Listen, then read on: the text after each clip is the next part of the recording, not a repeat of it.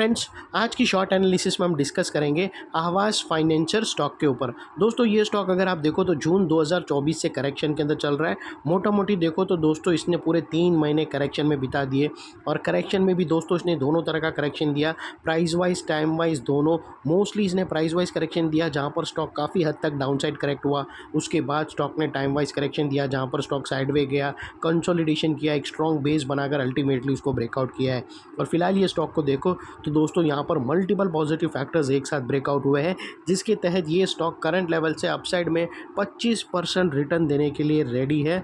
लेकिन दोस्तों इसमें कोई भी हमारी बाय सेल होल्ड रिकमेंडेशन नहीं है, ये प्योरली एजुकेशन पर्पस से मैं अपना पॉइंट ऑफ व्यू आप लोगों के सामने रख रहा हूँ। कोई भी पोजीशन लेने से पहले अपने एडवाइज़र को एक बार ज़रूर कंसर्न कर लेना। और दोस्तों इतनी भयानक डाउनसाइड वाली मार्केट में भी रहते हुए ये स्टॉक ने 3.5% प्लस में क्लोजिंग देकर ब्रेकआउट दिया है, जो हमें कॉन्फिडेंस देता है कि ये स्टॉक और भी अपसाइड परफॉर्मेंस करेगा।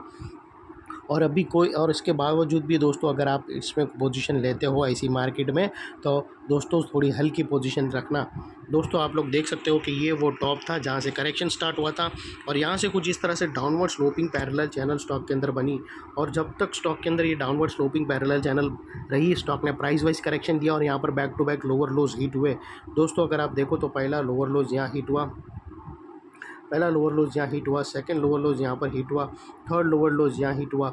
और जैसे ही दोस्तों ये downward sloping parallel channel upside में ब्रेकआउट हुई, इसने मल्टीपल हायर हाइज को ब्रेक करके उसके अबाउ सस्टेन क्लोजिंग देकर कंफर्म कर दिया करेक्शन कंप्लीटेड। यहाँ पर दो बड़ी चीज़ एक साथ हमें मिली दोस्तों। पहला तो इसने डाउनवर्ड स्लोपिंग पैरेलल चैनल को अपसाइड में ब्रेक किया, जिसकी वजह से जो डाउन साइड फॉल आ रहा था स्ट्रेट वो अल्टीमेटली रुक गया। और सेकेंडली इसके अंदर जो कंटिन्यू लोअर लोज हिट हो रहे थे वो स्टॉप होके उसके अगेंस्ट में first time higher highs register हुआ, जो हमें कंफर्म करता है कि स्टॉक के अंदर बॉटम लग गई है, करेक्शन कंप्लीटेड, ट्रेंड इसका चेंज हो चुका है, करेक्शन का ट्रेंड बाई साइड की तरफ शिफ्ट हो चुका है। अनलेस एंड अनटिल यहाँ पर कोई नया लोअर लोज ना मिले या फिर पुराने लोअर लोज की नीचे क्लोजिंग ना मिले, तब तक हम यही मानकर चलेंगे कि स्टॉक के अंदर बॉटम लग गई है और करेक्शन कंप्लीटेड। और दोस्तों उसके बाद बात कर लेते हैं यहाँ पर डाइवर्शन की। तो दोस्तों अगर मैं आप लोगों को MACD डालकर दिखाऊँ तो यहाँ पर हमें एक पॉजिटिव डाइवर्शन विटनेस होता है। दोस्तों प्राइस एक्शन की जो लोअर लो स्विंग है अगर आप देखो तो वो डाउन साइड में टिल्ट हुए हैं और वही MACD के ऑसिलेशन है तो वो अपसाइड में टिल्ट होकर यहाँ से हमें ब्रेकआउट मिला है, जो एक अपसाइड मोमेंटम पंप करेगा स्टॉक के अंदर। और सेकेंडली दोस्तों बात कर लेते हैं चार्ट पैटर्न की। तो दोस्तों यहाँ पर ध्यान से सुनना, यहाँ पर हमें एक बहुत ज़बरदस्त चार्ट पैटर्न ब्रेकआउट होते हुए मिली है। यहाँ पर जो चार्ट पैटर्न मिली है दोस्तों वो एक राउंडिंग बॉटम है, जिसकी नेकलाइन निकल कर आती है समवेयर अराउंड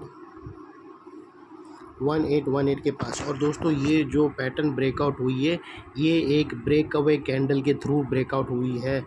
और दोस्तों ये इटसेल्फ अपने आप में एक अनदर ब्रेकआउट है।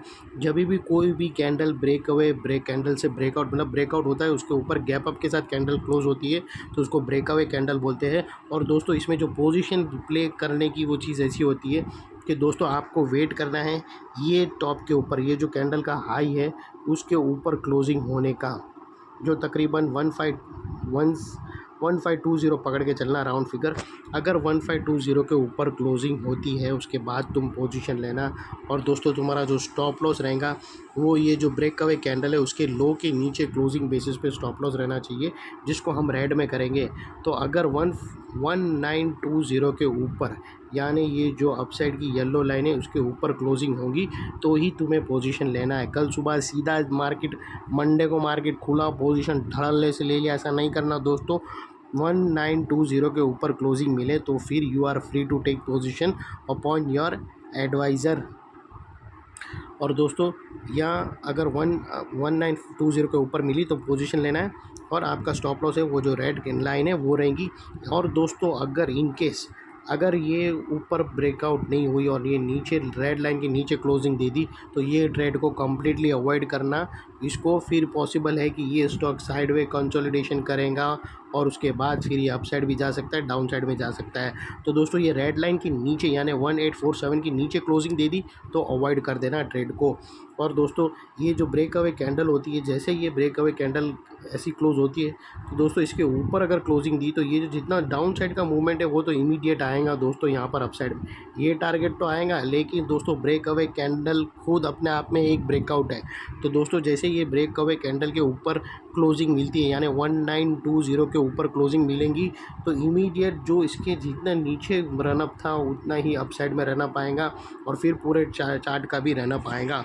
और दोस्तों वो लिहाज से दोस्तों इस स्टॉक का जो अल्टीमेट टारगेट आता है, ये जो पैरेलल चैनल, ये जो राउंडिंग बॉटम है, ये जो इनसाइड राउंडिंग बॉटम दोस्तों ये तकरीबन 25% की रेंज है।